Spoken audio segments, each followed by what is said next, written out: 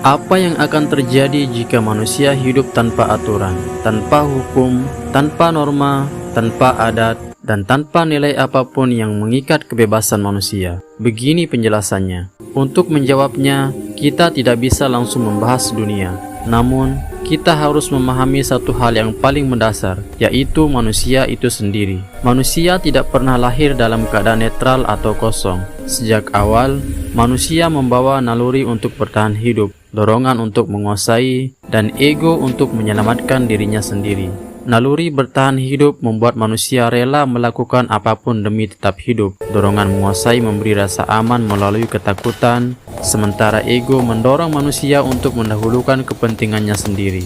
Naluri-naluri ini bukanlah sebuah kesalahan, namun naluri ini juga tidak memiliki kompas. Dalam kehidupan yang beraturan, naluri ditekan oleh hukum, diarahkan oleh norma, dan dibatasi oleh nilai sosial. Dan ketika semua pengikat itu dihilangkan, manusia kembali hidup berdasarkan nalurinya. Pandangan ini sejalan dengan pemikiran Thomas Hobbes. Manusia tanpa hukum akan kembali kepada keadaan alamiah, bukan karena manusia jahat, melainkan karena takut dan mementingkan dirinya sendiri. Setiap individu akan hidup dalam kewaspadaan secara terus-menerus, tidak ada kepercayaan karena tidak ada jaminan keselamatan. Kebaikan tidak lagi dipandang sebagai nilai, melainkan sebagai risiko. Empati dianggap sebagai kelemahan yang bisa dimanfaatkan, dan manusia berhenti bertanya tentang benar atau salah. Yang tersisa hanyalah satu pertanyaan, aman ataukah tidak aman? Rasa takut menjadi emosi yang dominan. Setiap orang memandang orang lain sebagai ancaman, senyuman tidak lagi menenangkan, dan pertolongan tidak lagi meyakinkan. Keheningan justru terasa mencekam, dan keluarga mulai runtuh. Tanpa norma, pernikahan kehilangan maknanya, dan tanpa nilai, tanggung jawab orang tua melemah. Kasih sayang tergantikan oleh kepentingan. Hubungan menjadi sementara dan transaksional, dan keamanan tidak lagi bersifat bersama. Konflik diselesaikan dengan ancaman dan kekuatan, balas dendam menggantikan keadilan.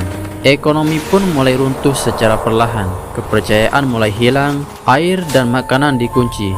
Kekuasaan tidak hilang, hanya berubah bentuk. Kelompok bersenjata mulai menguasai wilayah, ilmu dan pendidikan mulai runtuh. Kemajuan berhenti, peradaban mundur, lingkungan menjadi korban berikutnya. Tanpa hukum, alam tidak memiliki pembela. Keadilan kehilangan maknanya, peradaban runtuh karena manusia gagal mengendalikan dirinya sendiri.